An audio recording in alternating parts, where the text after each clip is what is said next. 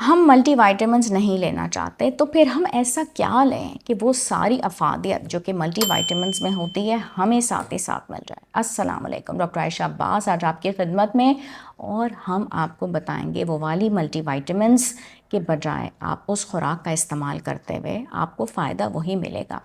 जनाब, आपकी डाइट का बैलेंस होना बहुत ज़रूरी है। अगर आपकी डाइट बैलेंस नहीं है, उसमें वो सारी फल और सब्जियां शामिल नहीं हैं, वो ग्रीन लीफी वेजिटेबल्स शामिल नहीं हैं जो कि आप असल वाइटामिन्स को छुपा के रखे हुए हैं, सारा ख़जाना तो उन्हीं में है, तो फिर आपको तो मल्टीविटामिन्स लेनी पड़ेंगी क्योंकि इवेंचुअली आपको नुकसान होना शुरू हो जाएंगे। तो आप अगर वाकई अच्छी न्यूट्रिशन और बैलेंस डाइट लेके चलते हैं, ग्रीन लीफी वेजिटेबल्स इस्तेमाल करते हैं, विटामिन ए है, के है, फोलेट है, सबकी तो ज़रूरत पड़ी जाती है। अब अगर आप मछली का इस्तेमाल करते हैं तो इवेंचुअली विटामिन डी आपको चाहिए, सूरज की रोशनी है तो फिर आपको विटामिन डी मिल जाएगी, लेकिन ये चीज़ें नहीं आप ले रहे होते तो फिर विटामिन डी आप कैसे हासिल करेंगे। विटामिन B12 है, अब गोश्त के अंदर है, अंडों के अंदर है, डेयरी प्रोडक्ट्स के अंदर है।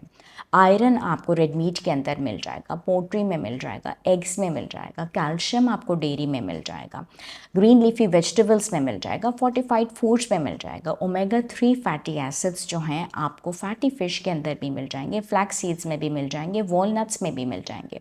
तो ये सारे सप्लीमेंट्स जो होते हैं आपको वेजिटेबल्स के ज़रिए और हर्ब्स के ज़रिए मिल सकते हैं, और इसकी वजह से मल्टीविटामिन से आपकी जान भी छूट जाएगी और आपका जो बजट है वो भी बहुत बैलेंस्ड हो जाएगा।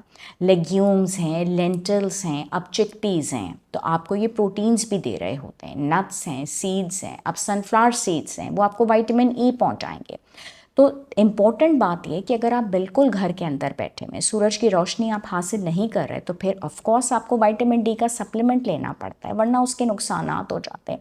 मैग्नीशियम ग्लाइसिनेट आपकी स्ट्रेस को बहुत अच्छे से दूर करता है। आपको स्ट्रेस से आप नहीं अफोर्ड कर सकते इतनी महंगी विटामिन को, पम्पकिन सीड्स का तो इस्तेमाल कीजिए। हमारी कुदरत हमसे कितनी मोहब्बत करते हैं, 70 माओं से ज़्यादा। तो जितनी भी चीज़ें बनाई गई हैं उनमें कोई ना कोई अफादियत है। कुछ लोग गोश्त को हाथ लगाना पसंद ही नहीं करते। क्या हो जाएगा जनाब, विटामिन B12 की डेफिशिएंसी हो जाएगी, और इसीलिए जितने लोग सब्जियों का इस्तेमाल करते हैं तो फिर हमें उनको देनी पड़ती है विटामिन B12। ऐसा ना कीजिए। विटामिन B12 का इस्तेमाल आप नहीं करना चाहते तो फिर आप थोड़ा बहुत गोश्त का इस्तेमाल कर लिया करें।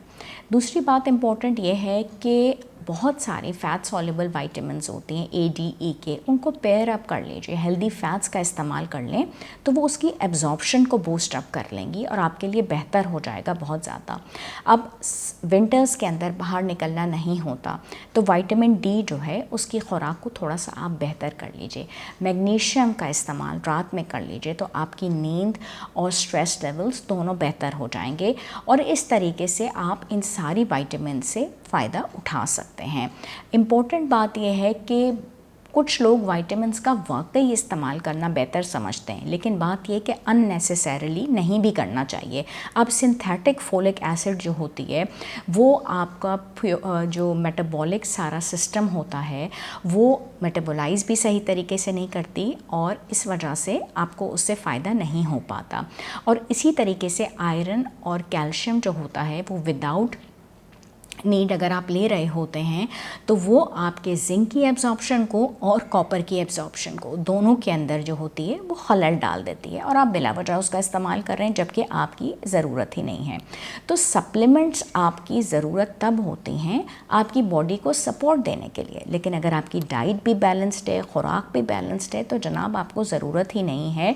तो आप अपनी खुराक में आज से ही ग्रीन सब्जियां, फल, गोश्त, दूध, अंडा, दही सब कुछ इस्तेमाल करें। और सबसे इम्पोर्टेंट ये है कि आपके जो टेस्ट हैं, जो आपके जितने भी इम्पोर्टेंट ब्लड टेस्ट हैं और डॉक्टर्स हैं और फिजिशियंस हैं उनके साथ आपकी कंसल्टेशन ज़रूरी है।